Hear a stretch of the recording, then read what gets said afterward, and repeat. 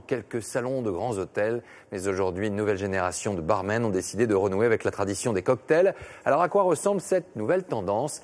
L'avis de spécialistes à consommer bien sûr avec modération. Lorraine Gublin, Guillaume Beaufils.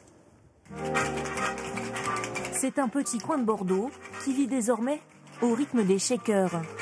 Derrière ce comptoir, Clément Sargueny, créateur de cocktails.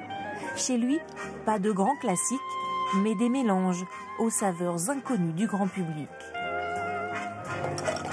Le whisky est infusé au mûr et le gin se marie au sel noir.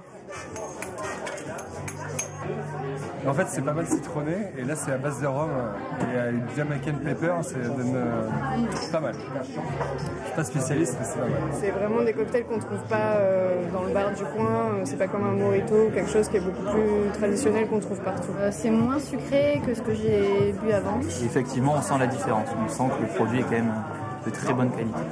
Ces créations maison à 9 € le verre, seul Clément en a le secret. Il lui faut des mois pour élaborer ses recettes et plusieurs heures pour les préparer. Le travail commence bien avant que les clients arrivent, car dans un cocktail, l'alcool ne fait pas tout. Ce cocktail s'appelle le coccole, qui veut dire câlin en italien. C'est des abricots moelleux. Marinés dans du rhum, des clous de girofle et une liqueur secrète. 24 heures minimum, afin que l'abricot soit bien infusé de rhum. Des fruits et des fleurs. Qu'est-ce que vous préparez? Donc je fais un sirop de vin rouge aux fleurs.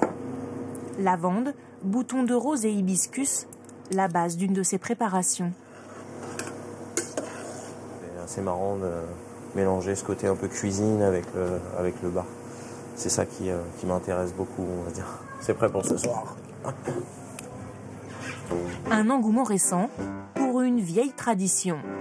Les tout premiers cocktails ont été créés au 19e siècle aux États-Unis, rendus célèbres sous la Prohibition. À cette époque, les meilleurs barmen américains fuient vers l'Europe. Le cocktail fait son entrée dans les bars des grands hôtels français. Un art ancien qui s'ouvre enfin au grand public. Donc on va faire nous-mêmes notre sirop d'érable au sel fumé. Les cours de cocktail comme celui-ci se multiplient. Ici, on apprend à mélanger, à shaker. Il y a le côté musical un peu, ouais, la maracas, quoi. Pour ensuite se faire plaisir à la maison. Vous pourriez le refaire à la maison? Oui, je pense. Enfin, il faudrait que je trouve Tous les ingrédients? Ouais, C'est le côté petit chimiste, quoi. C'est comme quand on cuisine, en fait. C'est pareil, hein. On essaie de chercher un équilibre et puis quand on l'atteint, on est content. Désormais, le cocktail se décline à l'envi, et même sans alcool.